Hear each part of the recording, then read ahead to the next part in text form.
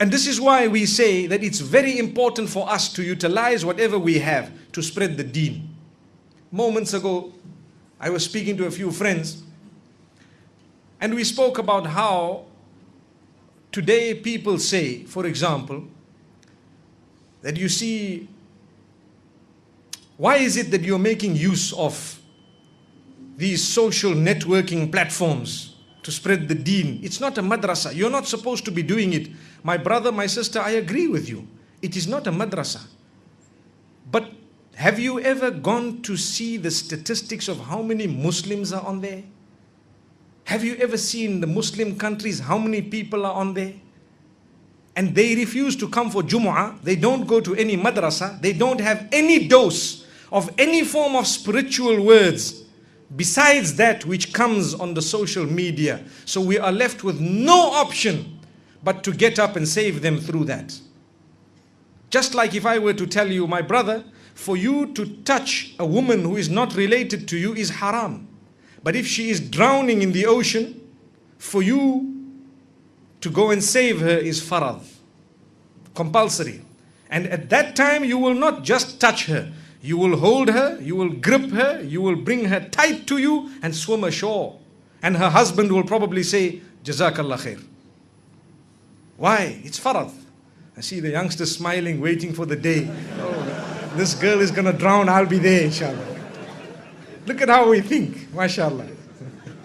So, the point being raised is, sometimes there is something that might not be ideal. And it would not be permissible sometimes if the situation was ideal. But when we are drowning, and there are very few people who actually know the extent of the drowning of the masses, then we are sometimes faced with the better of the two evils. And we are forced to engage in something. Like I said, if I were to ask you today, how many of you utilize social networking? I think if we would have to word the question the other way around, how many of you do not utilize social networking, we'll get very few hands up, very few. One community, I asked them, how many of you do not utilize social networking? Nobody put their hands up. Nobody. Which means, well then, how many of you arrive early for Jumu'ah and learn at least 50 minutes or to an hour of your deen every week, and nobody's hands went up? So now, where do you get your deen from? You are going to use your phone, you are going to use the media, you are going to sit in front of the television, come what may. I'd like to think perhaps more than 90% of the people seated here would probably have access to some of this or all of it, if not some. And you will be using the internet and the applications and so on. If there is nothing Islamic on it, because that is your source of education, so where do you get your religion from? Now who do you blame when the whole religion goes?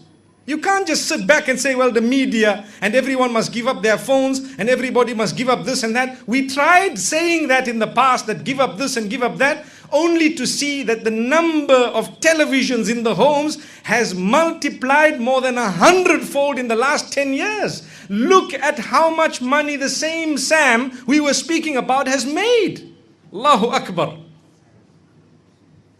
May Allah subhanahu wa ta'ala grant us goodness. May He open our eyes. So if we are going to use everything, then it forces people like us to look further and to say, okay brother, we will not use it as a social networking tool, for example, or a television as in creating a movie and so on, and entertaining people just like that, but educating people solely for the pleasure of Allah, to increase their iman, because that is the only outlet that they actually have made use of to this particular day or in this particular time.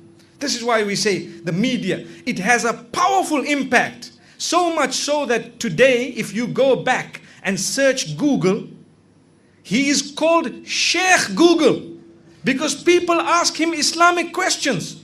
And so many people have said, you know what? Well, if you're not going to tell me, I'll just Google it. I'll just Google it. Sheikh Google. Wallahi, he's called Mufti Google also. He can issue the fatwa for you. My brothers and sisters, it's a reality. And if you were to search what happened in some of the countries where turbulence occurred, and governments were changed, they will tell you it's through Twitter and Facebook. That's what they will tell you. Social networking.